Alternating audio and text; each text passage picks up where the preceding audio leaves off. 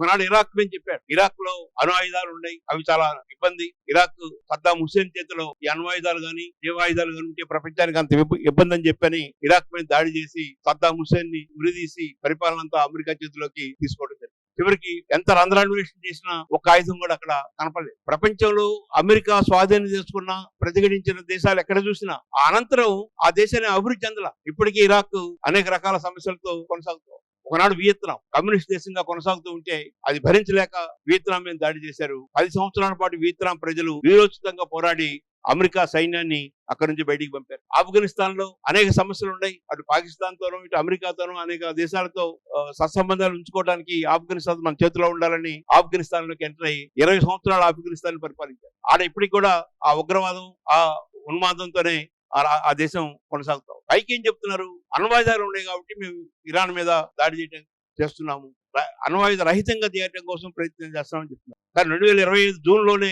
Iran మీద దాడి చేసి ఉన్న యురేనియం నిక్షేపాలు ఉన్న ప్రాంతం అంతా దాడులు చేసి ధ్వంసం చేశారు.